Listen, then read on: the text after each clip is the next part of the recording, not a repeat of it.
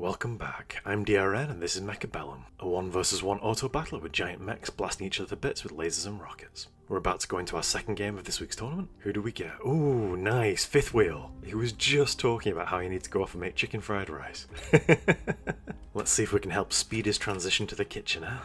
My customary typo? I don't know what's wrong with my typing these days. Need to have less haste and more speed. And that is a saying which makes no sense in my head. Ooh, choices. So I'm debating here between elite and supply specialist, really. Speed and Rhino don't really suit me. Speed because I never get good use of the specialist, and Rhino because those starting units just don't suit my playstyle. So I think we're going to go supply. I'm not great with early Stormcrawlers, but we can just sell them if we don't like them. What are the odds though? You're typing to someone in chat before the round starts, and then you have to play them in the tournament itself. Let's distract him with his rice, make his belly rumble. I know I play terribly when I'm hungry. Right, Stormcrawlers, I'm going to put them central. You can put them on the outside, or you can put them vertical, or even further back behind the towers if you think you're playing against aggro. But I'm pretty sure this will be a standard game. I've had the advantage of watching a few of Fifthwiel's games. Well, I say advantage, I know Fifthwiel watches my videos. Never put yourself down, you'll do fine, dude. You've got to play believing that you can win. Ooh, he's quick supply specialist with tanks and crawlers, that's rough. So we're supply specialists, we're behind on the tempo. If I was being mean, I'd just buy some wasps this turn. But no, I'm not here to be a bully. And to be honest, we need the chaff clear, so a pair of arc lights will do us just fine. I'm putting my arc lights off to the side, so a single missile can't kill our entire force. That way I'm not forced to buying fangs next turn to soak missiles, which gives us more flexibility and options going forwards. I don't think these midline crawlers will do anything, they're just going to run straight into their tanks. Let's use them as corner covering crawlers so we don't have to buy one extra set in the future. There's the back wall, let's bring them forward a little bit because we're using horizontal crawls behind their towers, and I don't want a big gap between them and our back set. Let's see what he's gone with. Ooh, lots of tanks, okay. So I'm instantly thinking Scorpion, or Fortress, or Overlord, but they are expensive so we won't be able to afford them until round 3 at the earliest. Here we go. Ooh, we've gotten lucky here. We've put extra crawls on the same side that he's put his extra crawlers. So now all we need is our arc lights to kill his crawlers before the tanks kill them. And then our stormcrawlers can do some work and pick off some of the tanks. But there's no way we're winning this round. It's all about damage limitation right now. He's just got so many tanks. Look at our crawlers vanishing. Fifthwiel says, let me show you a magic trick. Ta-da! They're gone. Oof, this is rough. Nothing we've got can stop these tanks right now. Free unit, Scorpion, please. Bear-like, I beseech thee, bestow upon your humble servant a Scorpion in the free unit cards. They're all so bunched up as well. I can already see the Scorpion shooting with my mind's eye and slaying swathes of these tanks. Ah, if only. Imagine we started with a Scorpion turn 1, that'd be crazy. Come on, free Scorpion, free Scorpion, free Scorpion. No! I don't know why I'm complaining, these are all fantastic at killing tanks. We've just had an improved Phoenix game. Extended range Fortress is kinda calling my name, but it's gotta be Rhino Assault, it's just too good. I'm sorry, Sniper Forts, today is not your day. We'll drop him on the side where he's got less chaff. Is it better to come in from this side, further over? What are the odds he drops crawlers here this turn? Pretty high, but the Rhino can still fight its way through. And this chaff will have moved further through. So the question really is, will he drop Phoenixes this turn? Or will we drop Phoenixes? Because if the Rhino Assault looked good for us, it's going to look fantastic for him. Look how thin our line is. Yeah, we have to go Phoenix here. Assume we're going to have a Rhino dropped in our back line until proven otherwise. And Phoenixes are good for slowing tanks down as well. I'm putting them in the middle because I'm expecting the Rhino to go right here. He might go for one of the corners like we did, but then the crawls will buy time for Phoenixes to move across. Let's see what he's gone for. There's the Rhino. He's hacking, you can see what I'm thinking. No, I just played a lot of the game. Sorry, dude. And there's our Rhino, and yes, he did drop those extra crawlers like we were worried about. But it's fine, he'll chew his way through them and get the tower eventually. Ooh, he's gone Sniper. Nice, good call. Ooh, come on, we need the Rhino to get to the tower before everything else dies. It was a coin toss if you went for the corner or the midline. We were lucky we got it bang on. It's good to acknowledge luck when it happens. Stops us getting too big-headed, and means we can recognise where our opponents get lucky as well, so it isn't too demoralising. If you believe that all your own moves are skill and your opponent's moves are just pure luck, then yeah. It'll be a bit bruising to the ego when you lose, and even the best players in the world lose games. The key thing is to learn from them and improve from them. Odds are, the top of the ladder players have lost more games than everyone else has played. It's like being at the gym, you've got to get your repetitions in. Right, good round for us. Our Rhino got the tower, his didn't, and our Phoenix has got a belly full of kills. Let's see what we can do. What have we got? Whoa, whoa. 3 sets of fire badges, whoa. He's lacking damage. Oh, I think there's a good chance he goes Fortress here, and then we have to go the Fortress as well. He does it for the anti-air barrage to kill off our Phoenixes, and we do it for the big body and the tank killing prowess. Right, then we have to protect them. This is a step that I used to forget. I've started offsetting my fangs just to the side slightly to reduce the impact of Stormcaller rockets, and we can always fill out the gap with a vertical set if we need. 50 left over. These guys look too close together to me. Maybe we can punish with a cheeky missile. Is it worth it? 50. It might force him to put some fangs down in front, which again our Stormclaws would smash. Yeah, as far forward as possible, right on that tank there. Should get the tanks, the sniper, and some of the crawlers. Or splash harmlessly into some crawlers right on the front line. I spent so long lining up that missile. The best laid plans of mice and men. That's a Robert Burns quote, a Scottish poet that they celebrate by eating haggis on Burns Night. I'll let editing DRN explain. What the? Ah! I summon thee, Miss Punny Penny, regale us with the famous verse, with thy wonderful elocution. But Mousy, thou art no thy lane, and proven foresight may be vain, the best laid schemes o' mice and men gang aft a glan, and leave us not but grief and pain for promised joy. Robert Burns, a great Scottish writer. And all that to say you missed a single missile, you daft loon. The things I do to keep you happy. Really good positioning of those crawls at the front there. Did a lot of work for him. And, well, Fortress was the answer, but it was his answer, not ours. This is gonna hurt. Oof. And does he run anti-air barrage? Yes, of course he does. So we can't rely on our Phoenixes forever. This is gonna be tough. His tanks will be getting levels, so will his forts. I think we actually have to skip this. 400 is just too steep a price to pay right now. Oh, it hurts though. Yeah, we've got to skip. He's earned it. He can take it because he's got the tempo, but we're so far behind we can't afford it.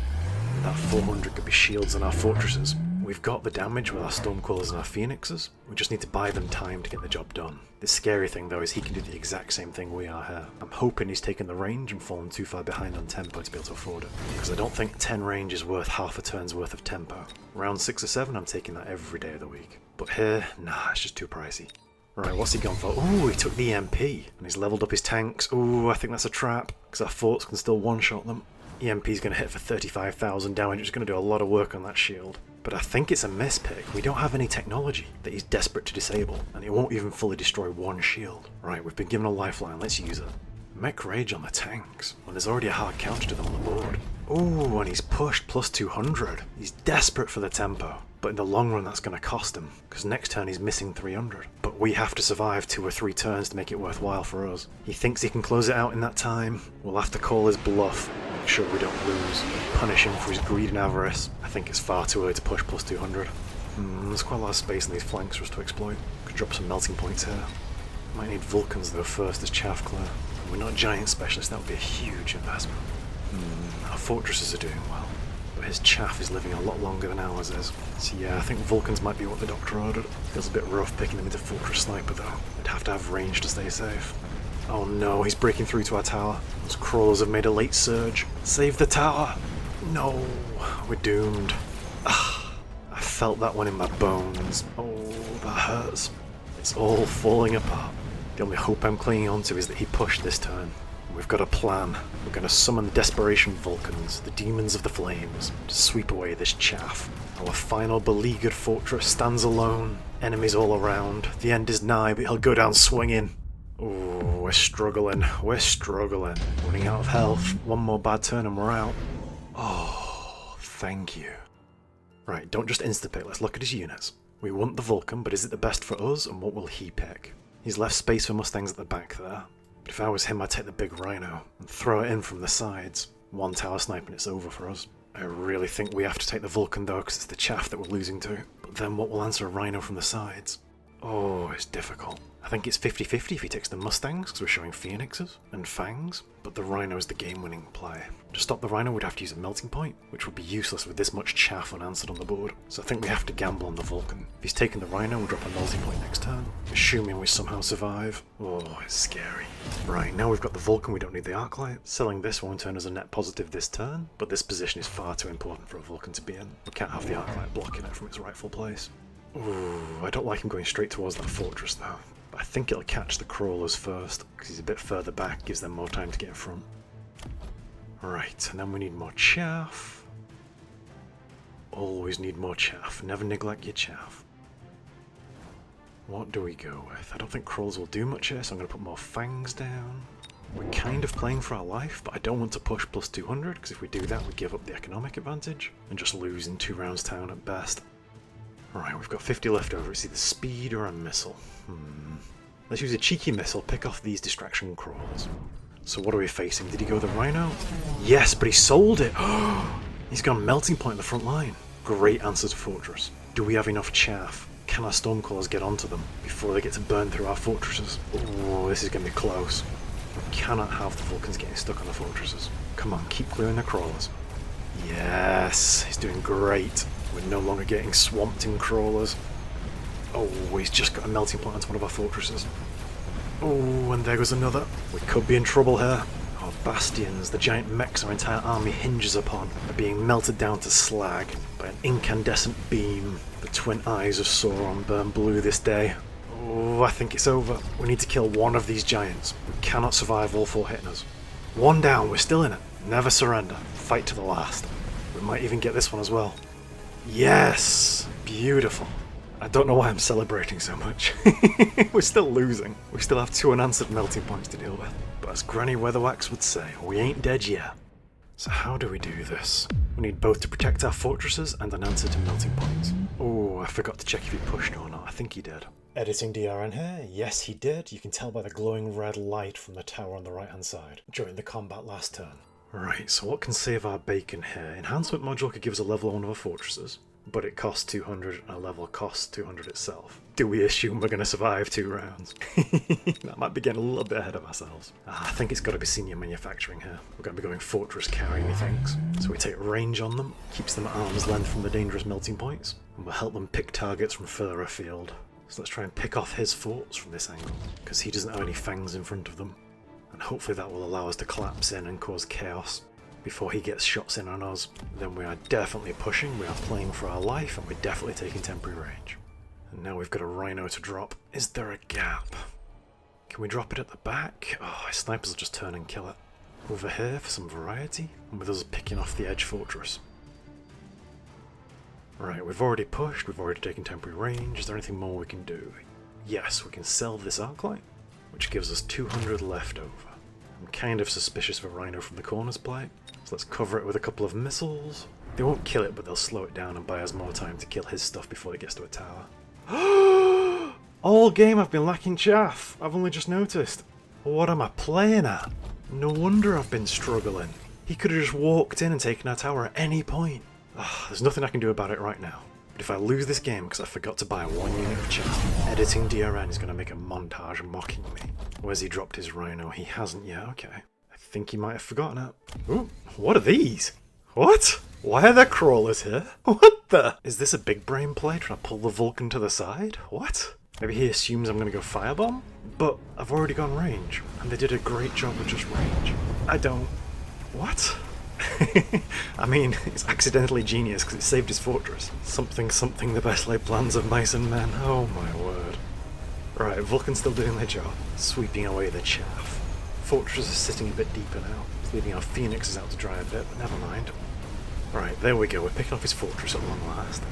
It's just the melting points really, which our stormcrawlers can deal with, assuming these sledgehammers don't live too long. Whew, this game has devolved into a giant slugging match. We have more and bigger, and everyone knows that bigger is better. Forgot rhino due to terror.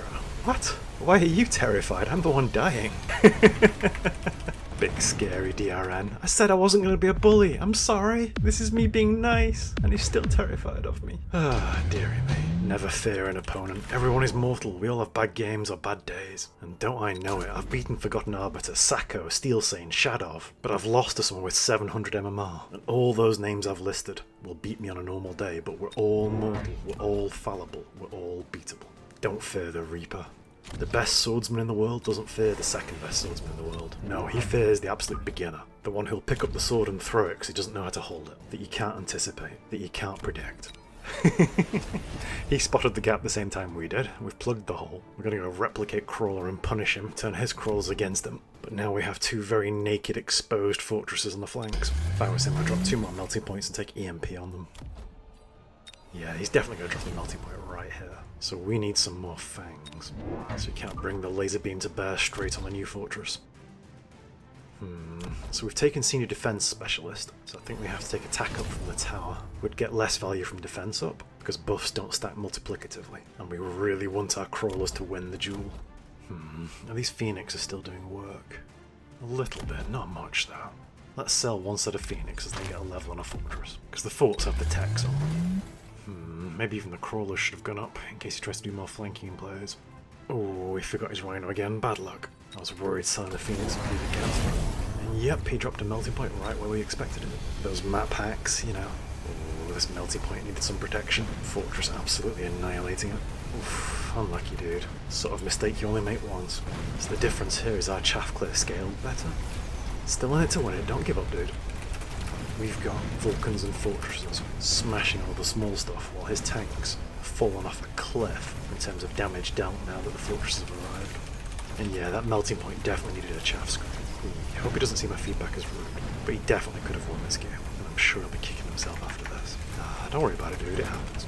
He pushed me right to the limit.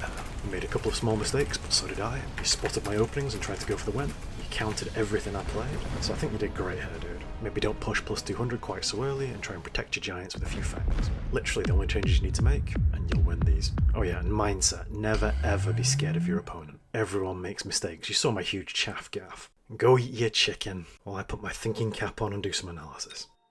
Oh, spun the camera with the E key.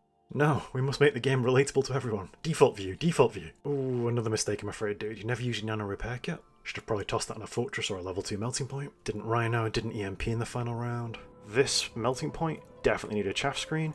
And if you're putting crawls on the flank, you should expect me to respond with crawls of my own with replicate. So I think you should probably go replicate yourself as well. I'm not sure if subterranean tech was the right pick versus Vulcans with range rather than Vulcans with fire. I understand what the attempt was here, to put these guys here to try and distract the Vulcan if I'd gone with the incendiary bombs, but if I've shown range, I'm probably not going to go incendiary bomb. And the reason I wasn't going to go incendiary bomb was because I wanted my crawlers to get through still. And I can't believe I forgot this corner set of crawlers. I just assumed it was covered because I was looking at this set. So I think in future I'm going to put this back set of crawlers, if I've got an uneven number at the beginning, on the right. I think this game was a carry fortress game for us, so maybe I should have taken the enhanced fortress at the start of the game. Oh wow, he didn't take senior defense either. Oh, interesting. And so senior defense was great value for us, and so was senior manufacturing.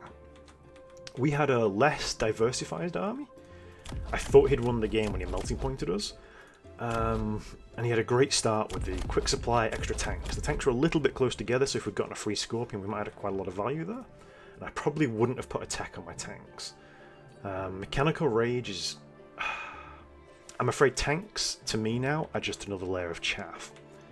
It's a bit sad to say it because I love tanks, but they just can't compete on the top end when there's things like Scorpions, Sabertooths, Fortresses, Stormcores, they're all able to kill them in seconds. Like even a Vulcan, when it takes Scorching Flames, can burn through a tank line in seconds. Occasionally you'll get games where a tank carry gets away with it because you've got enough chaff. I'm not a fan of the chaff lines like this being in vertical columns. Even though they both get the benefit of running past the tower and spreading out slightly, if they're in vertical columns, you're at risk of me taking Stormcaller Fire and putting fire in their path, and they all run into the exact same fire and die. These guys at the front probably needed to be a little bit different, so you can mobile beacon them either way or shield them, because I was just doing missiles every now and again when I wanted to win around and kill them. Chaff was a little bit one-dimensional. When you've only got crawlers, you don't have fangs. So my Vulcans were getting a lot of kills. 100 kills in 2 rounds. 100 kills in 2 rounds. The Stormcallers were just steady damage for us. I picked them up relatively early. Oh no, I started with them. Not a huge fan of early Stormcallers, I'll be honest. But it was a good answer to the melting points. And the melting points were just a little bit naked. You just didn't have this chaff line. You see these fangs right in front of the giants. It makes such a difference. Let's start the recording there. Still not sure about these guys. I don't think it was worth it. if you're wanting to distract the fire from these fellas, you probably want them directly at 90 degrees so that these guys run into them and also run into the fire.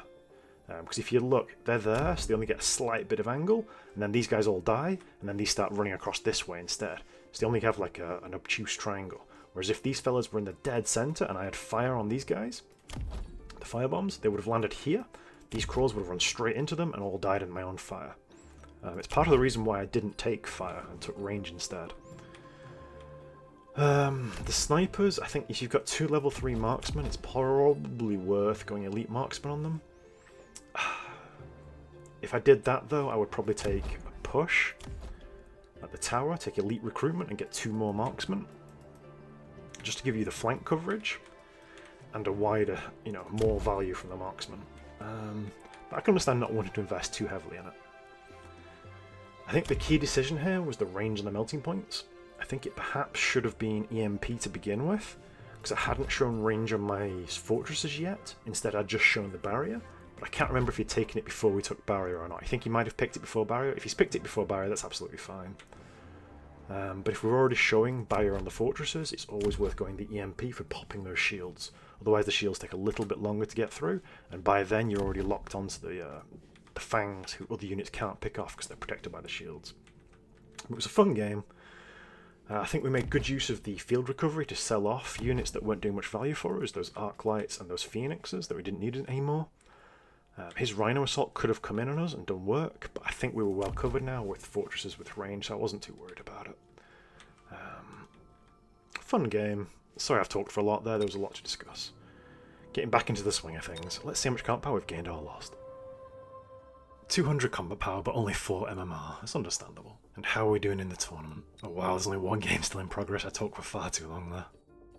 8th, nice, in with a shot at the medals today. And everyone above me are people I've beaten on the ladder recently. We can do this. Yes. This might well be my tournament. Ooh. Let's not get ahead of ourselves. We've only played 2 games so far. Well, thank you for watching as always. Hope you found it enjoyable. And I will see you the day after tomorrow for the next round.